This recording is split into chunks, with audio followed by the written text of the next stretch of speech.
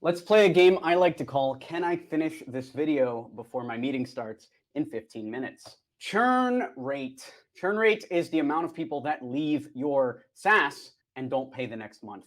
We have had churn rates all over the place. For Taplio, at one point it was 30%. We got it down to 10% or even lower. For Omni, it's also been fairly high churn, meaning people are leaving us. But I've also seen a lot of SaaSes with ridiculously low churn. And I can tell you the difference between these two SaaSes today as we embark on this SaaS journey that we're on, where I'm building a SaaS. You can see more info on startyoursas.com. Right now, it's all going to be confidential and hidden behind that wall, but I can share the learnings and the theory stuff that I've been discovering. By the way, if you don't know me, my name is Alex Berman. My last SaaS was an AI-powered one called Taplio Tweet Hunter, which was acquired for over $2 million in the last couple of years. Now I'm working on a bunch of other SaaS companies and growing them here. But first, make sure to subscribe to this channel for more content like this. All right, let's go. A low churn SaaS is a SaaS company that locks you into using them after you get started.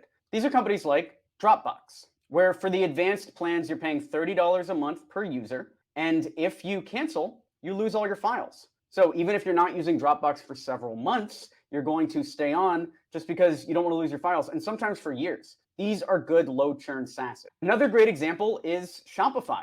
They let you build e-commerce websites, and if you cancel on Shopify, you lose your website. Nobody wants to cancel that. I'll keep going with this, but let me talk about some high churn SaaS models so that we can avoid them. High churn SaaSes are simple tools that people might cancel in a second once they're done. A good example of a high churn SaaS is Grammarly. Somebody might come on, use it for one time or maybe a couple weeks, and then they're going to leave and never use it again. It looks like they've pivoted hard, probably because they're getting a lot of churn. And ChatGPT has made it so you can clone their business in under 5 seconds. Generate a 200-word blog post about cold email. There's the blog post. Now pretend you are Grammarly and check this. And there you go. We cloned Grammarly's business in 1 second. Another good example of a high churn SaaS is ExpressVPN. You're going to go on, you see an ad for it on a YouTube video, then you use it for a second, maybe to access some Netflix in a country other than yours, and then you cancel. That's it.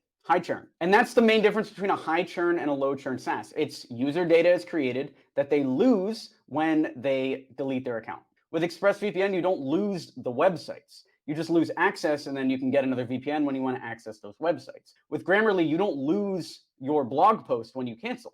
You just lose the checking, and you can sign up for Grammarly again and get those. But with a tool like Wistia, where you're uploading your videos to the platform and streaming them on your site, if you delete your Wistia account, you lose all your videos. Or Aweber, where you're building email lists and sending emails out to your list. If you lose your Aweber account, now all of your past history, all your analytics are gone. You might be able to export your list, but you lose so much. And so you stay on there for months and months, maybe even years after you need it. Another great low churn SaaS is domain names. If you cancel your GoDaddy account or don't renew a domain name, you lose your dream. That business that you wanted to start on bestmealsonearth.com or billiondollarclients.com, those businesses are gone now. So you'll stay way longer than you need to stay. So as you're exploring what ideas you want to make for your SaaS, think about high churn versus low churn. How do you get your users to create content that will live on your servers that they lose if the SaaS is deleted?